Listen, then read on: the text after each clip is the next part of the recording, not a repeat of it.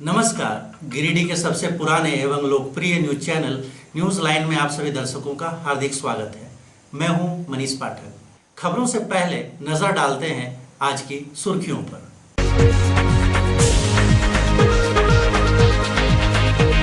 नवरात्रि के छठे दिन मां दुर्गा के कात्यायनी स्वरूप की गई पूजा अर्चना। पूजा पंडालों में कोविड-19 के मानकों का हो रहा पालन।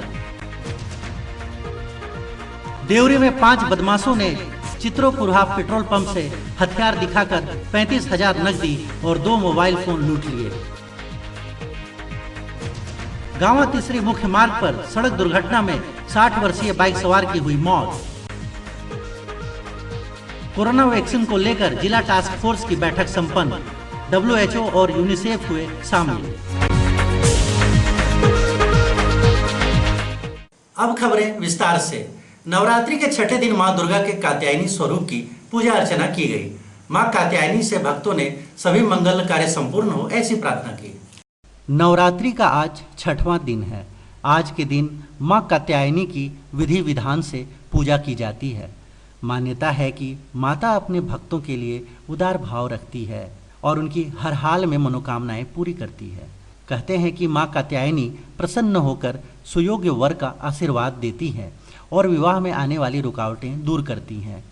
हिंदू मान्यताओं के अनुसार मां कात्यायनी की कृपा से भक्तों के सभी मंगल कार्य पूरे होते हैं।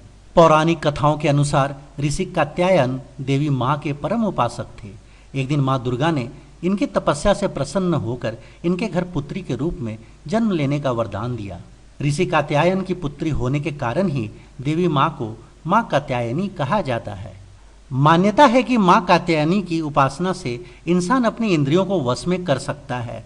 मां कात्यायनी ने ही महिषासुर का वध किया था, इसलिए ही मां कात्यायनी को महिषासुर मर्दिनी भी कहा जाता है। इसके अलावा माता रानी को दानवों और असुरों का विनाश करने वाली देवी कहते हैं। पौराणिक कथाओं के अनुसार मां कात्यायनी की पूजा भगवान राम और श्री कृष्ण ने भी की थी। कहते हैं कि गोपियों ने भगवान श्री कृष्ण को पति के रूप में पाने के लिए मां दुर्गा के इस स्वरूप की पूजा की थी। मां दुर्गा ने सृष्टि में धर्म को बनाए रखने के लिए यह अवतार लिया था। देवरी में 5 बदमाशों ने चित्रोकुरहा पेट्रोल पंप से हथियार दिखाकर 35,000 नकदी और 2 मोबाइल फोन लूट लिए। देवरी थाना प्रभारी मौके पर पहुंचे और घटना की जानकारी ली। देवरी में मां दुर्गा किसान सेवा केंद्र चित्रोकुरहा पेट्रोल पंप में हथियार से लैस 5 बदमाश घुसे और नौजल कर्मी को मार पीट कर घायल कर दिया। इसके बाद 35,000 नकदी 2 मोबाइल फोन लेकर फरार हो गए। इस घटना की जानकारी देते हुए नौजल कर्मी सौमित्र कुमार सामंता ने बताया कि मैं रोज की तरह पंप का लाइट बंद कर डेली रजिस्टर क्लोज कर रहा था। तभी 5 व्यक्ति अचानक शटर उठाकर अंदर घुस गए। वह मुझे गाली गलौज करते हुए मारपीट करने लगे। उक्त सभी लोगों के पास लाठी था, जबकि 2 लोगों के पास देसी कट्टा भी था। मुझे मारपीट कर घायल करने के बाद एक बैग जिसमें 35,000 रुपये थे, वहीं 2 मोबाइल फ़ोन व मेरे पैकेट से कुछ पैसे लेकर फरार हो गए। जिसके बाद मैंने देवरी थाना को सूचना दिया और थाना प्रभारी मौके पर पहुंचकर घटना की जानकारी ली।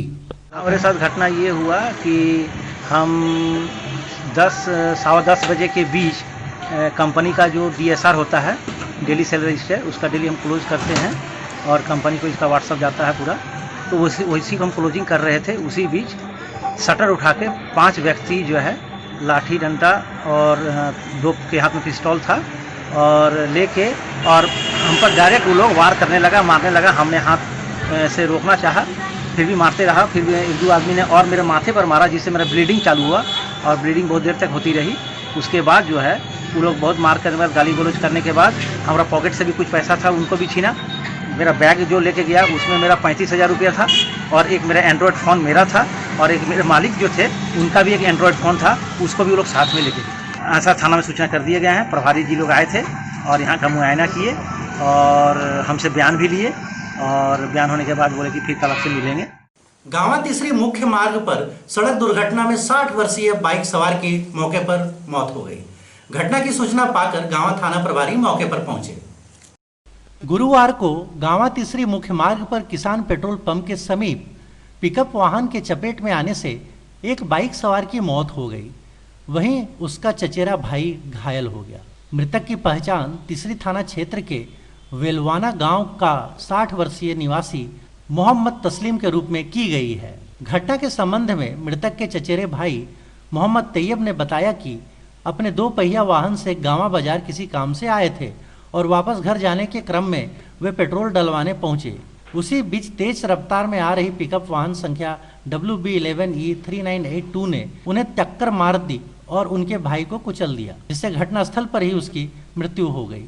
इधर घटना की सूचना मिलते ही गांवा थाना प्रभारी विजय केरकेट्टा दल बल के साथ पहुंचे और 100 दोपहिए वाहन और पिकअप को अपने कब्जे में लेकर गांवा थाना ले आए, जिसके बाद मृतक के शव को पोस्टमार्टम के लिए भेज दिया गया। घटना घटा कि उधर से आ रहा था पिकअप, इधर हम लोग तेल भराने के लिए उसको इशारा दिया कि रोकने के लिए, ताली मार दिया करके स्पीड में चल रहा था। कहाँ से आ रहे थे आप लोग? कहाँ जा रहे थे? जा रहे थे घर बेलवाना। कोरोना वैक्सीन को लेकर जिला टास्क फोर्स की बैठक संपन्न, WHO और यूनिसेफ हुए शामिल। कोरोना की वैक्सीन कब तक आएगी यह तो भविष्य के गर्भ में है, लेकिन वैक्सीन देने को लेकर गिरिडीह स्वास्थ्य विभाग में तैयारी हो चुकी है।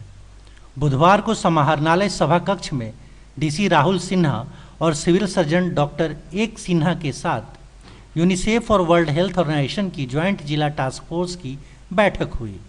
WHO और यूनिसेफ के पदाधिकारियों ने बताया कि वैक्सीन देने की प्राथमिकता सबसे पहले कोरोना योद्धाओं को है।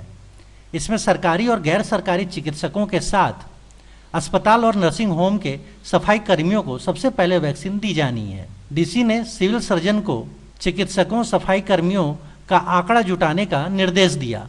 इसके लिए DC राहुल सिन्हा ने सिविल सर्जन को जिले के चिकित्सकों, पारामेडिकल कर्मी और सफाई कर्मियों का आंकड़ा जुटाने का निर्देश दिया। बैठक में प्रोजेक्टर के माध्यम से कोरोना के वैक्सीन की आपूर्ति की सप्लाई चेन को दिखाया गया। WHO के चिकित्सक डॉक्टर नंद किशोर दुबे ने कहा कि भारत सरकार के स्वास्थ्य मंत्रालय की गाइडलाइन है कि वैक्सीन जैसे ही भारत में आए इसकी आपूर्ति शुरू करने की व्यवस्था करें। बैठक में DPM प्रतिमा मिश्रा के अलावे पूर्व civil surgeon doctor Siddharth Sanyal समेत कई प्रखंड चिकित्सा पदाधिकारी मौजूद थे। दुर्गा पूजा मनाने को लेकर सरकार के द्वारा दिए गए गाइडलाइंस को प्रचारित करने हेतु एक वाहन रवाना किया गया। बेंगाबाद BDO सहित कई लोग उपस्थित थे। दुर्गा पूजा के निमित्त सरकार के द्वारा दी गई गाइडलाइन के अनुसार पूजा मनाने की अपील को लेकर बेंगाबाद प्रशासन ने एक वाहन को रवाना किया। इस वाहन से प्रखंड क्षेत्र में हर एक दुर्गा मंडप जहां पर मेला लगता है, मूर्ति उठती है, उस जगह पर जाकर इसके बारे में बताएंगे और सोशल डिस्टेंस का पालन करने व मास्क लगाकर जाने की अपील करेंगे। इस मौके पर बेंगाबाद BDO मोहम्मद कयूम अंसारी, डॉक्टर संजय सिंह, थाना प्रभारी दीपक कुमार, प्रखंड प्रमुख राम प्रसाद यादव, उपेंद्र कुमार समेत काफी संख्या में लोग मौजूद थे।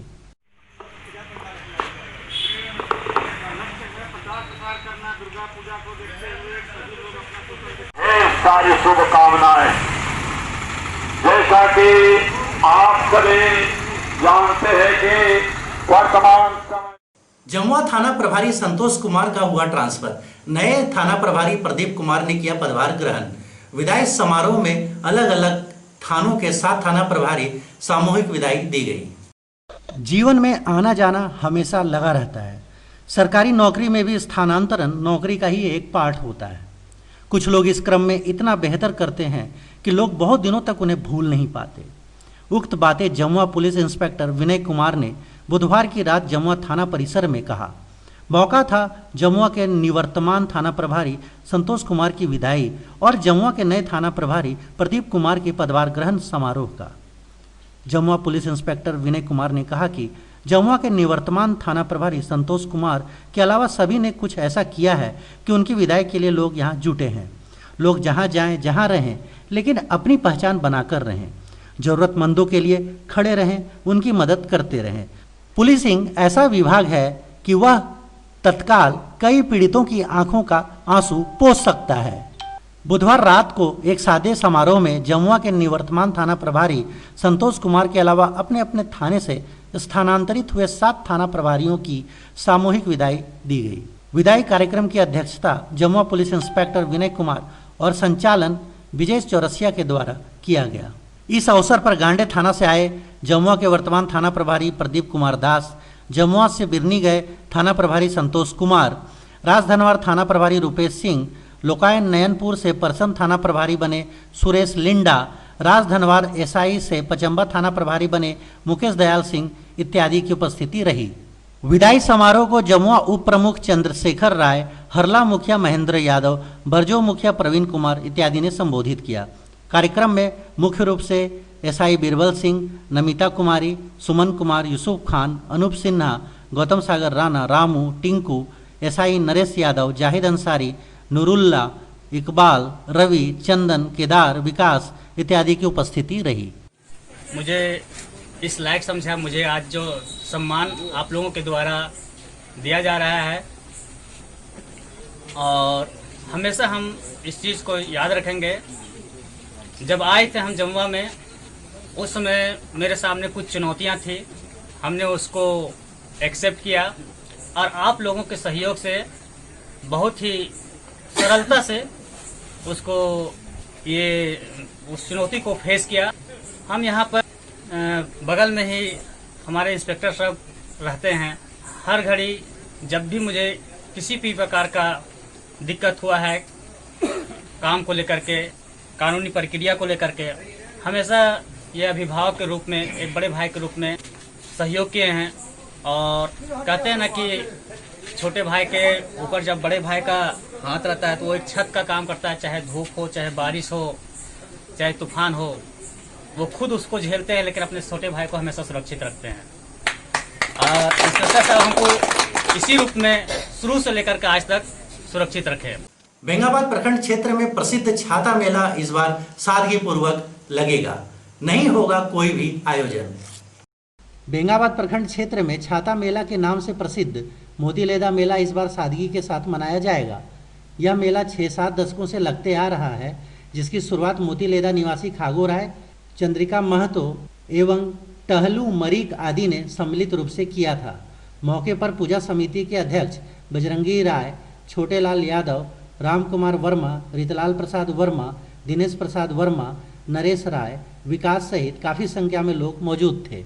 सार्वजनिक मंडप मोतीलेदा में यहाँ सबसे पहले लगभग 6-7 दशकों से छाता मेला से प्रसिद्ध यहाँ पे पूरा प्रखंड में, लेकिन इस वर्ष पूरा हम लोग सादगी से यहाँ पे पूजा मना रहे हैं। चूँकि ये कोरोना काल को देखते हुए जिला प्रशासन के द्वारा जितना भी हम लोग को नियम बताया गया है, सभी को हम लोग अनुपालन कर रहे हैं। देखिए यहाँ पर मंदिर में पूजा होंगे, लेकिन छाता मेला तो नहीं मनाना, क्योंकि सरकार का गाइडलाइन है कि छाता मेला भीड़ नहीं लगाना है।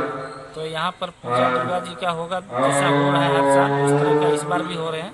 और छाता मेला के दिन यहाँ पर प्रशासन भी रहेंगे, आवेदन देंगे, और यहाँ का वॉलंटियर भी रहेंगे।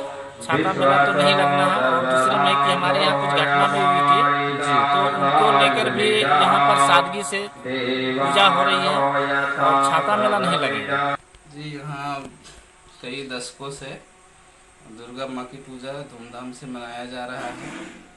इससे भी पूर्व सैकड़ों वर्ष पहले से यहाँ छाता मेला लगता आ रहा है, और उस समय दुर्गा माँ की पूजा नहीं होती थी। लोग छाता लेकर आते थे गाजे बाजे के साथ, और छाता को एक बांस के सहारे टांगा जाता था और वहीं पर झूमर लगा के लोग नाचते थे और खुशी मनाते थे।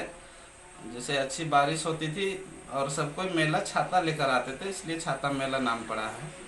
और ये जो दुर्गा पूजा इसी समय होता है। लोग जब इधर उधर कहीं जाने लगे, बंगाल, कलकत्ता, तो देखे कि जिस समय हम लोग छाता मेला मनाते हैं उसी समय दुर्गा माँ की पूजा होती है, तो माँ की पूजा होनी चाहिए। तो यहाँ पे शुरू किया गया। उस समय के बुद्धिजीवी लोग पूजा शुरू किए, उसके बाद से लगातार यहाँ पूजा होते आ रही है। हम लोग तन मन धन से सहयोग करके पूजा करते हैं। इस वर्ष कोरोना महामारी को लेकर काफ़ी सादगी से माँ की पूजा मनाया जा रहा है, और बीते दिन एक घटना हुई थी जिसके कारण कोई सांस्कृतिक कार्यक्रम भी नहीं रखा गया है। वन विभाग द्वारा एनओसी नहीं दिए जाने से स्थगित है भीखी घाटी सड़क निर्माण कार्य। ग्रामीणों में है रोष, अनसुनी की गई मांग तो करेंगे पुरजोर आंदोलन। अरबों रुपए के लागत से बन रहे बलहारा खेरड़ा मुख्य मार्ग में इन दिनों वन विभाग द्वारा एनओसी नहीं दिए जाने के कारण कंस्ट्रक्शन कंपनी के लिए परेशानी का सबब बना हुआ है। साथ ही मार्ग पूरी तरह से जर्जर हो जाने के कारण लोगों का न सिर्फ इस मार्ग से आवागमन बाधित हो गया है, बल्कि कई सड़क दुर्घटनाएं भी हो रही हैं। ग्रामीणों ने बताया कि जैसे ही उन्हें पता चला कि बलहारा खेड़ा मार्ग बनने जा रहा है, वे सभी खुश थे, मगर जब वन विभाग ने 1 वर्ष से अधिक हो जाने के बावजूद कंस्ट्रक्शन कंपनी को एनओसी नहीं दिया तो उनके सपनों को जैसे ग्रहण लगना शुरू हो गया। ग्रामीणों ने यह भी बताया कि आज भीखी घाटी जंगलों में रुके हुए सड़क निर्माण कार्य और मार्ग के जर्जर हो जाने से उन्हें 20 किलोमीटर से ज़्यादा सफ़र करना पड़ता है। हम लोग से आग्रह है कि बलहारा से पिहरा पथ निर्माण का जो कार्य आज बाधित वन विभाग के माध्यम से हुआ है, इनको इस कार्य को अविलंब शुरू करें, कंपनी को विभागीय एनओसी दें, अन्यथा हम लोग इतना वंचित हैं इस रास्ता से, जो आने वाला भविष्य में अब 2 महीना के बाद बच्चों को आना जाना हाई स्कूल गाँव जो होता है वो बिल्कुल बाध्य हो गया है। आए दिन इस रास्ता में आप देख लीजिए कि दुर्घटना अगर बाइक से भी चलता है आदमी तो दुर्घटना हो जाता है, साइकिल से भी चलता है, साइकिल लेकर चलना तो बहुत ही मुश्किल है। तो हम विनम्र विभाग से निवेदन करते हैं कि हम लोग को वंचित ना करें। ये बिल्कुल गरीब क्षेत्र है और पिछड़ा क्षेत्र में आता है। हम लोग को रोड दिया जाए, बड़ी लालसा से हम लोग को रोड मिला है, बड़ी उम्मीद जगह है कि ये रोड से हम लोग को आवागमन का सुविधा मिलेगा।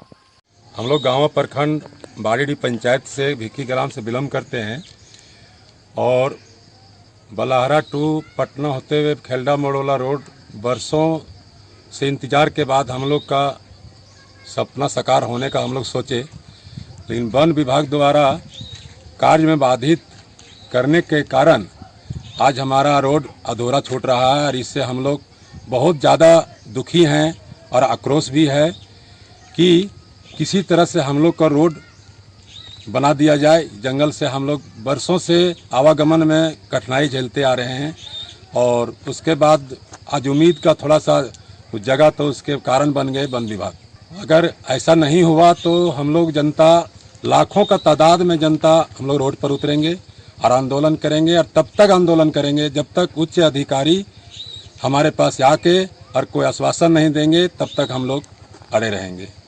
हम लोग का जो बलहारा पटना रोड है वो भीखी घाटी के वजह से पूरा दिक्कत आ रहा है। अगर हम लोग को जमदार जाना है तो मालडा से उधर से बिश्नी टिकर होके जाना पड़ रहा है, क्योंकि रोड इतना जर्जर हो चुका है कि साइकिल सही से हम लेकर नहीं जा सकते। अगर हम लोग को राजधनवर जाना है तो ड्रोंडा पटना घंगरीपुरा होके जाना पड़ रहा है, और यदि ये हम लोग का हो जाता है तो हम यहाँ से 10 किलोमीटर में हम बलहारा मेन रोड पकड़ सकते हैं। हम वन विभाग द्वारा जो हम लोग का रोड का जो सुपरवाइजर बोलिए उनसे बात हुई तो उन्होंने बोले कि देखिए हम क्या कर सकते हैं, ये विभागीय पेंच फंस गया है और मेरा एक जेसीबी भी पकड़ा गया यही भीखी घाटी में। तो ये लंबित से चला आ रहा है और हम लोग चाहते हैं कि वन विभाग से निवेदन पूर्वक कहना चाह रहे हैं कि इसको जल्द से जल्द इसका निराकरण निकालिए ताकि पथ निर्माण में रुकावट ना हो। अगर ये नहीं होता है तो हम लोग आंदोलन करेंगे, धरना करेंगे, क्योंकि हम लोग को रोड चाहिए, चाहे किसी भी हालत में वन विभाग दे।